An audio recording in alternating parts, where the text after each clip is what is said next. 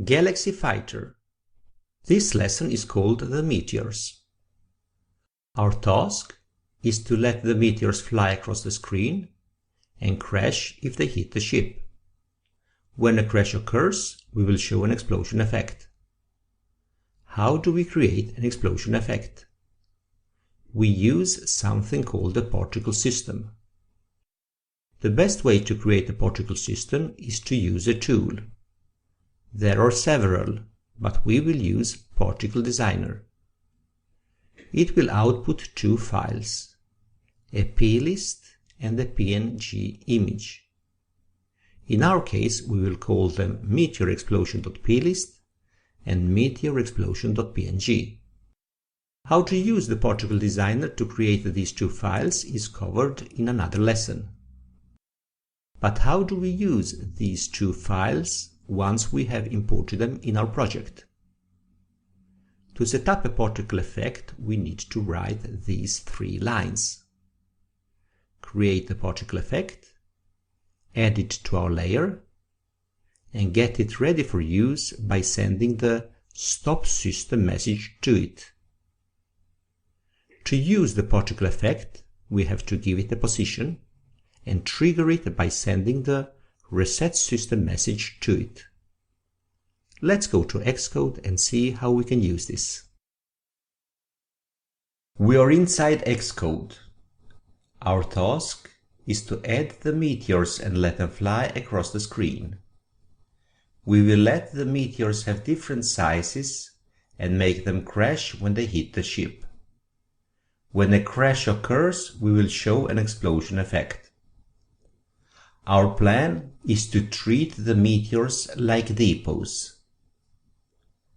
The new resources for this lesson are a meteor image, a sound when the meteor hits the ship, and two files, meteorexplosion.plist and meteorexplosion.png, which together make up the particle effect.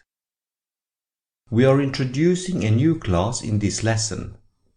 It is the Meteor Manager.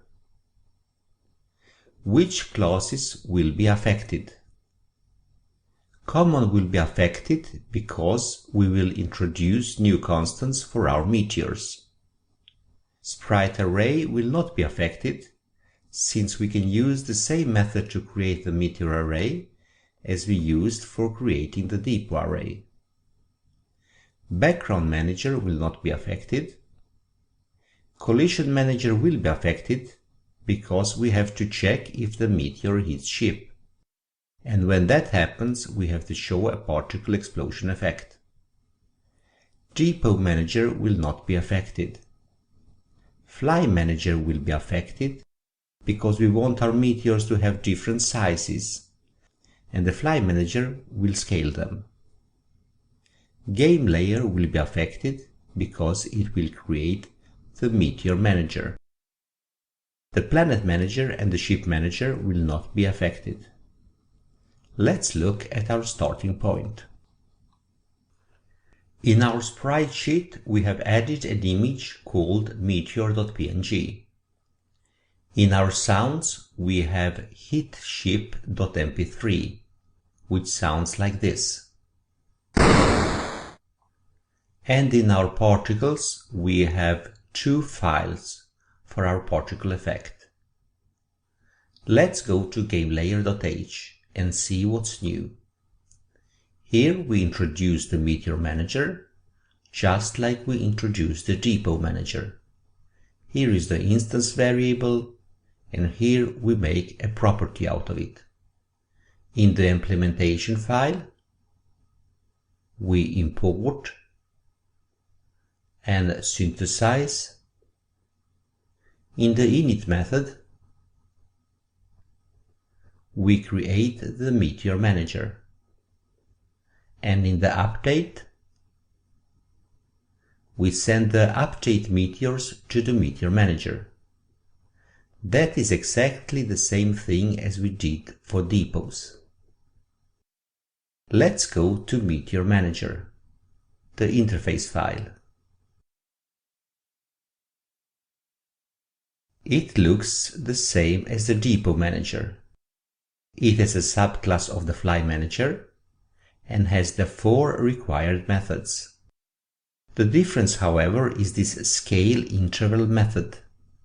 It is a new method.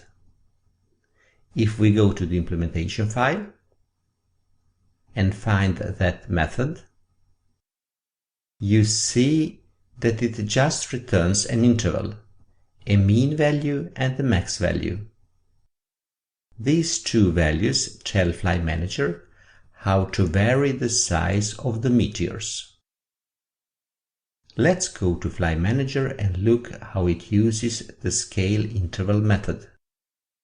You see that it scales the flyer sprite, using the random number between the first parameter of the scale interval and the second parameter. But what about the depots and other flyers that don't provide a scale interval method of their own? In that case, the Fly Manager provides it for them, as you can see here. The default behavior is not scaling at all. Let's go back to Meteor Manager. The rest of the implementation looks the same as it did for the depots. The only difference is other constants, and those other constants are defined in common.h. Here are the constants for the meteors. Also, as before, we are defining a z-order for the meteors. There is also some constants that have to do with collision, and we have them here. So, that was our Meteor Manager. A quick look at the game layer, the update method. After updating meteors, we have update collisions. And if we go to Collision Manager, we see that we are declaring a particle system called Meteor Explosion. And in the implementation file, we are importing Meteor Manager. In the init method, we are setting up the particles. Setup particles is here. We use meteorexplosion.plist, which is the name of our particle file.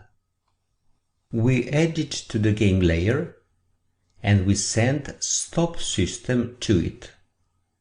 Now it is ready to be used. In our update collisions, we call meteor hits ship. And meteor hits ship method is almost identical to depot hits ship. The difference is that when the meteor hits ship, we have these two lines which add a particle effect. We are firing the particle effect by sending the reset system message to it. After the particle effect, we play the sound, hide the meteor and return yes. That's all there is to it. So let's run this. And as you can see, it works. Thank you for watching.